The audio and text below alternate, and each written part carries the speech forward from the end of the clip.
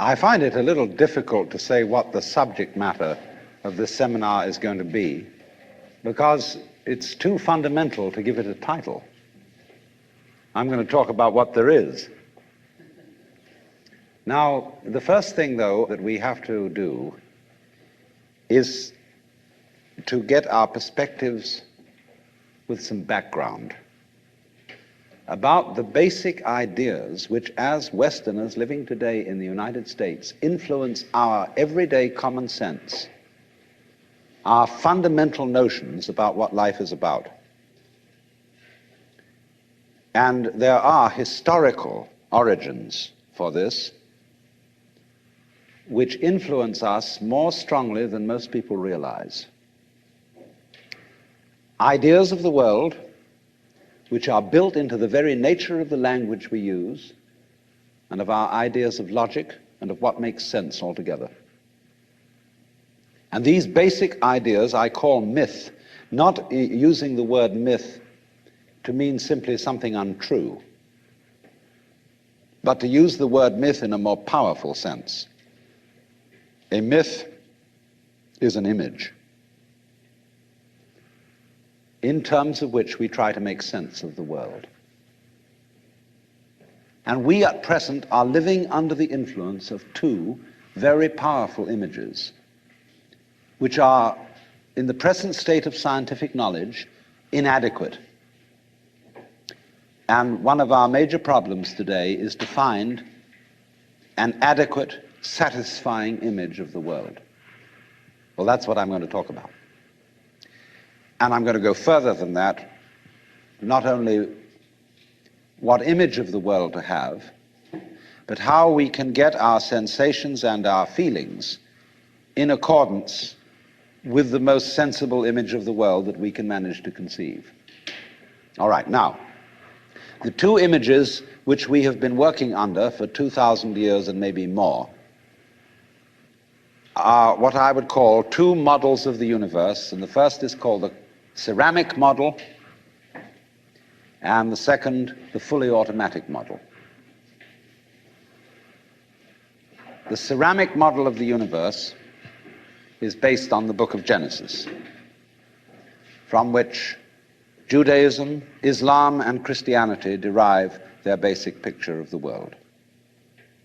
And the image of the world in the book of Genesis is that the world is an artifact. It is made. As a potter takes clay and forms pots out of it, or as a carpenter takes wood and makes tables and chairs out of it. Don't forget, Jesus is the son of a carpenter and also the Son of God. So the image of God and of the world is based on the idea of God as a technician, potter, carpenter, architect, who has in mind a plan and who fashions the universe in accordance with that plan. So basic to this image of the world is the notion, you see, that the world consists of stuff, basically.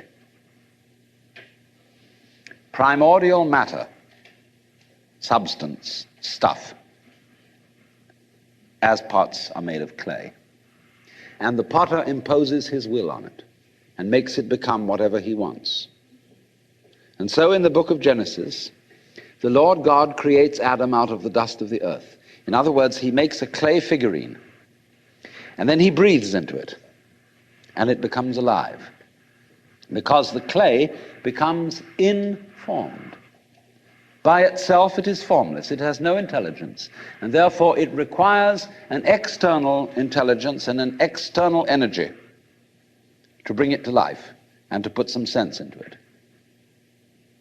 And so in this way, we inherit a conception of ourselves as being artifacts, as being made, and it is perfectly natural in our culture for a child to ask its mother, "How was I made?" or "Who made me?" And this is a very, very powerful idea, But, for example, it is not shared by the Chinese or by the Hindus. A Chinese child would not ask its mother, "How was I made?" A Chinese child might ask its mother, "How did I grow?" which is an entirely different procedure from making. You see, when you make something, you put it together, you arrange parts, or you work from the outside to the in, as a sculptor works on a stone or as the potter works on clay. But when you watch something growing, it works in exactly the opposite direction. It works from the inside to the outside. It expands, it burgeons, it blossoms, and it happens all over itself at once. In other words, the original simple form, say, of a living cell in the womb, progressively complicates itself. And that's the growing process, and it's quite different from the making process. And so there is, for that reason, a fundamental difference between the made and the maker. And this image